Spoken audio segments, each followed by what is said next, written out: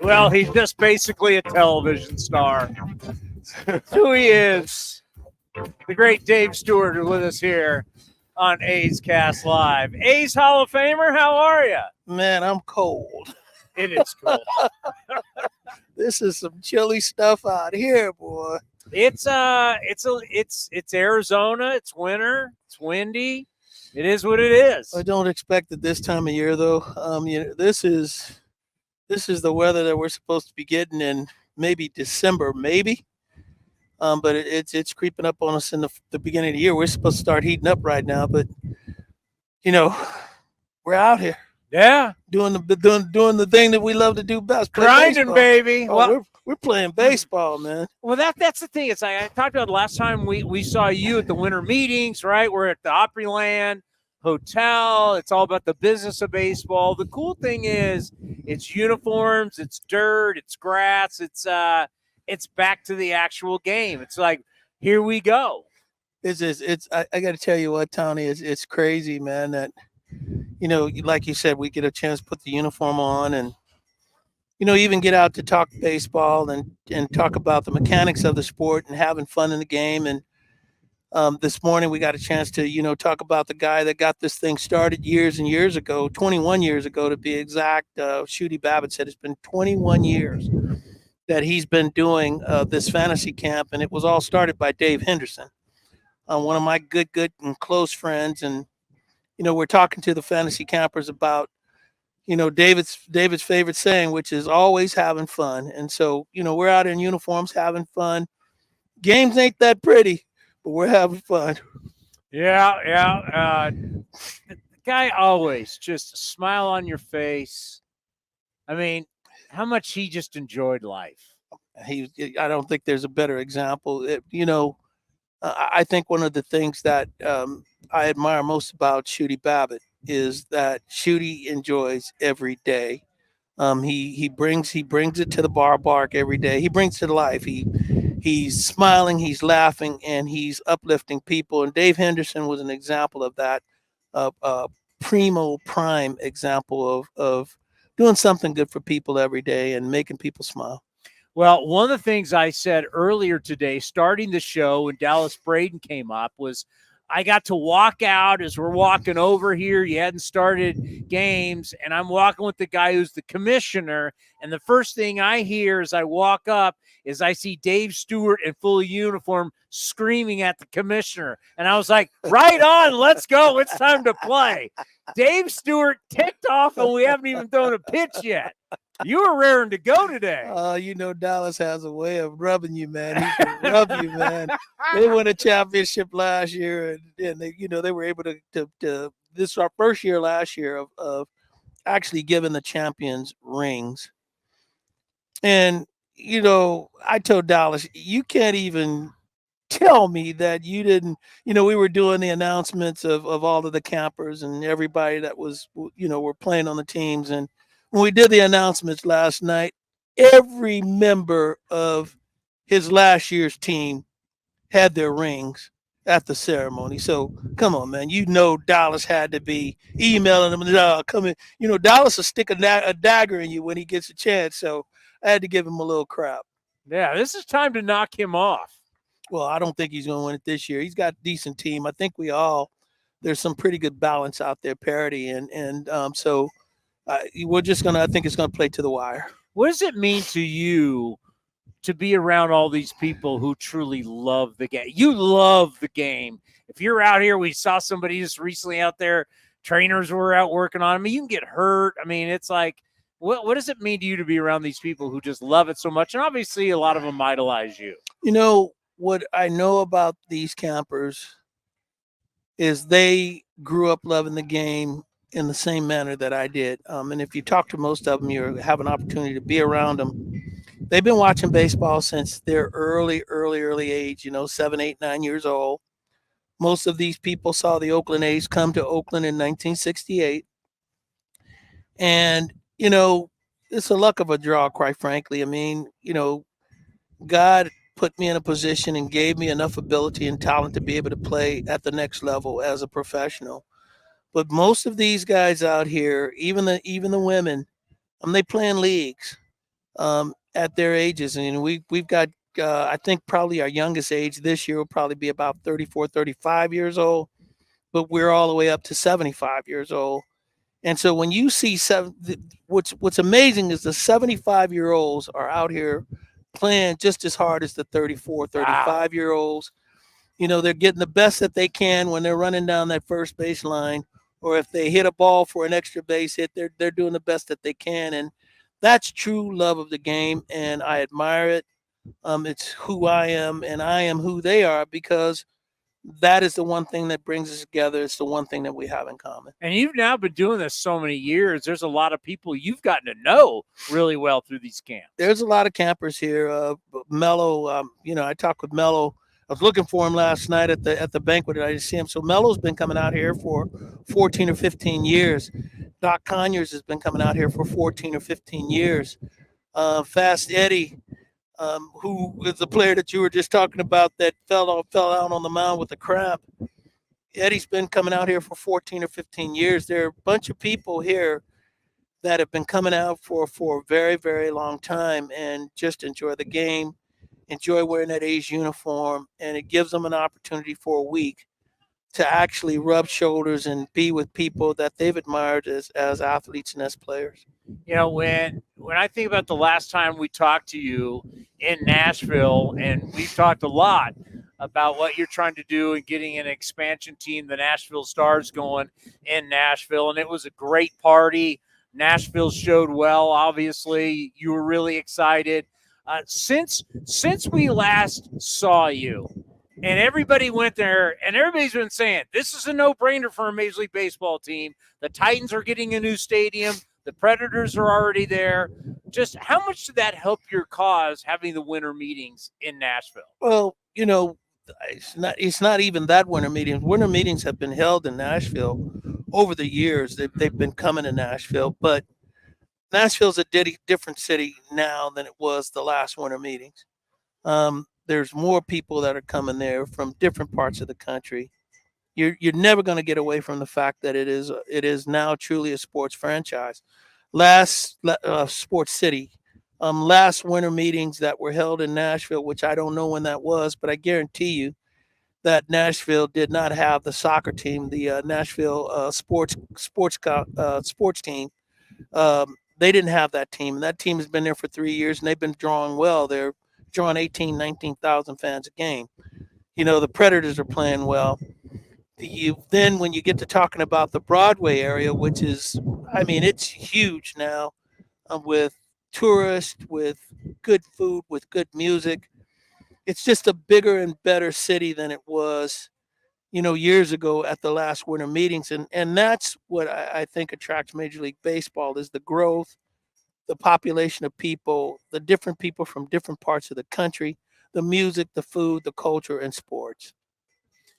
It showed well. It definitely showed well. And that was the thing that, there's all kinds of cranes everywhere. Mm-hmm. The building that's going on there. It's a city that's growing. So it's a lot of fun to see. And I know for you walking around there, that had to be fun, because everybody knows we don't know when it's going to happen. We know it's going to happen, but the winter meetings had to be a good time for you. It was. It's anticipated. We're hoping it's going to be in 28 or 29. We're hoping. We've got Oakland, which I think that they're settled into what they're going to do in Las Vegas. I'm not sure. Tampa is still not really settled in what they're doing. So those two things still have to be solidified and binding in the communities that they're going to play in. And then, we've got the CBA coming up, and we don't know how that's going to play out. And so we've just got some things that are up in the air. We'll see what those things bring. But, I think that Nashville is the place that baseball is going. It's going to be a 2-city expansion. We're not sure about the second city, but I believe that Nashville on the east side is the place that people want to play. How much are you looking at what's been going on with all the RSNs and think about your future ownership? We've looked at it. And Major League Baseball, I think, has taken an approach that they'll carry some of the load, and they did that in this past season. There are so many things that are happening streaming wise. You've got Apple is coming in. You've got a lot of streaming networks that are gonna come in and make this thing, competitive, so that a company like Bally's, who had to bail out, that they're not the only outlet. We got our regional, as you said, the regional sport networks. We got a lot that's going on in baseball. MLB has been very, very smart in what they've been doing in that area, and their reach in that area. And so I'm not real concerned about it at this time. Major League Baseball has shown that they will do whatever it is that they have to do to make sure that teams are taken care of when it comes to that. But I mean, there may be an opportunity as a franchise to do it yourself, like the Yankees are doing, and some of the other franchises in baseball are doing.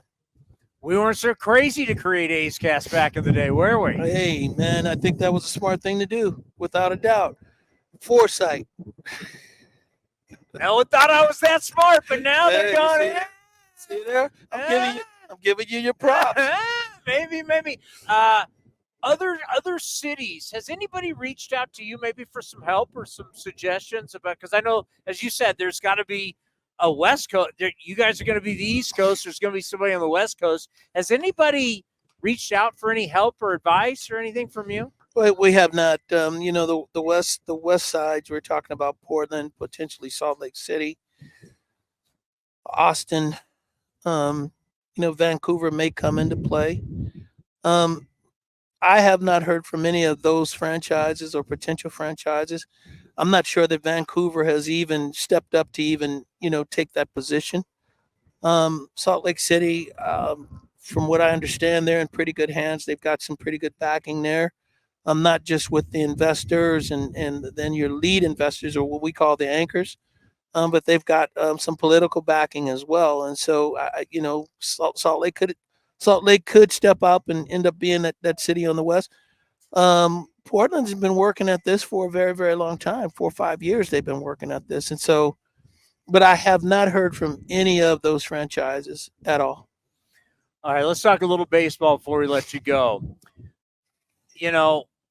A's are going to go in. There's no expectations whatsoever heading into this year. So either you want to go back to your days as a pitcher, you want to go back to your days as a pitching coach, going into this year to where Texas is not making a lot of moves because of what's going on with their television. A lot of things are, as you know, as your connections in with the Astros, a lot of things are changing inside the Astros. We don't know about the Angels. Mariners, they've got their TV issues. With the A's, no one's really even talking about everything. Everybody talks about is Vegas and about moving and everything. No one's really talking about the players. Kind of interesting when you go in the complete underdog, the complete unknown. Just from a player standpoint, a coach's standpoint, how do you like going into a season like this? Well, I mean, what they've got to do is just continue to do what makes them an organization, a good organization, which is you got to continue to build your prospects, and you got to continue to teach them how to play the game at the major league level. I think anybody that's looking at the A's right now, I think they see a lot of potential there, but that potential is not ready to compete and be a playoff team. And so you have to keep what's in front of you. You have to keep continuing. You have to continue to teach these players how to be good fundamental athletes, and how to be good fundamental pitchers out there. They're going to get their knocks. They got some hard knocks last year. I thought that they improved greatly over the last month and a half of the season, that you saw some things that were real promising for the Oakland A's. But they're not at that level yet, and they just have to continue to go out and compete. Understand that against the tough teams, the contenders, you're going to play in some tough series.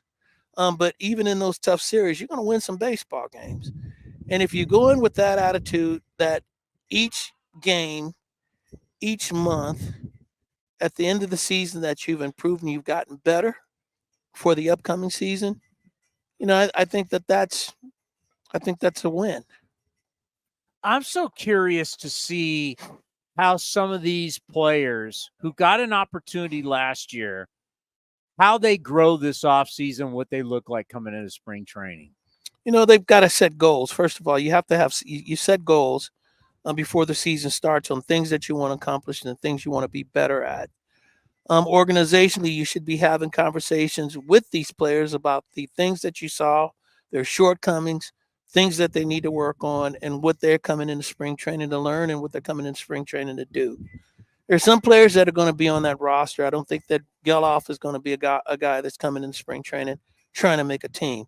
And so that should put him in a position to work on some technique in different areas of his game. And he's a great player.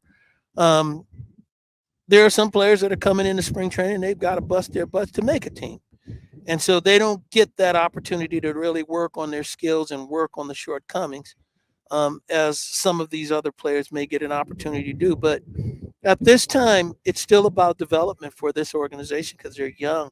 Kids that are playing in the big leagues, they're playing against guys that are older than them in age and older than them in experience. And so it's really about becoming better, learning your game, learning how to play your game and how to put your game on the field so that each time you take an at-bat, each game, you're seeing progression. Did you notice when you were pitching coach, like guys that got it in the off season and they did the right things in the off season to change for the start of, when spring training was going on, it worked? There were some guys that you saw that it worked when they came into spring training. There were some guys that you saw that were trying to accomplish what you set for them as goals and combine those goals with their goals. And then there were some guys that just said, it doesn't work for me, and they didn't want to do it. You can see who those players are. You know who they are. And, I have a strong regard for the player that at least plays it out to see if it's going to work for you. But I also have a strong regard for the player that sits down and tells you, these are the things that work for me. How can you help me to incorporate those things in what you're trying to teach me? Okay, let's end on this. With these umpires out here or the other coaches, do you ever do the Dave Stewart intimidation, knowing you can intimidate the hell out of these guys? These guys are so much fun. Dallas Braden said last year you got really mad, and at one point he realized, So I think, come on, do you ever get the Dave Stewart thing going? Hey, Tony, I am competitive. I do get a competitive moment every now and then. I'm a black belt. I'm a World Series champion. I'm a World Series. You get do you start intimidating people out of here a little bit? Not with Take advantage of that. Not with the umpires and the campers. I think some of the campers really want to see that side of me. I do. I believe that they want to see it. And so, but when it really comes out is when we play the camp against the pros against the campers. On that day, I'm not taking any prisoners. I got to see him mad today. It was great. Everybody's a victim on camp. On the camper versus pros days, that everybody's a victim. Are we going to see a lot of you on TV this year? Right now I think I've got more games than I did last year. I think I'm in the 70 range in games this year, which, I look forward to it. I love being a part of the broadcast. I love the guys. I love you and the guys that I work with. But more importantly, I enjoy the opportunity to really talk about baseball and allow people to see the game through my eyes. And hopefully those are teaching moments for them.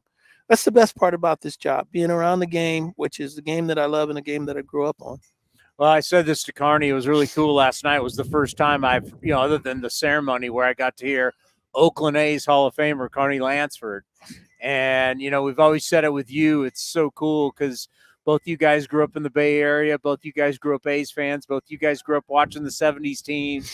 And now that, forever, your history will be with this organization in the Hall of Fame. I thought it was really cool. For the first time, kind of in public, Carney got that. Yeah. And the ovation, I was like, I know how it feels, and I know how close you are to him. That was pretty cool last night. That's the captain, man. And I've been really, really fortunate that when I first came to the team that I was embraced by him and his family, and that we've remained all these years close friends.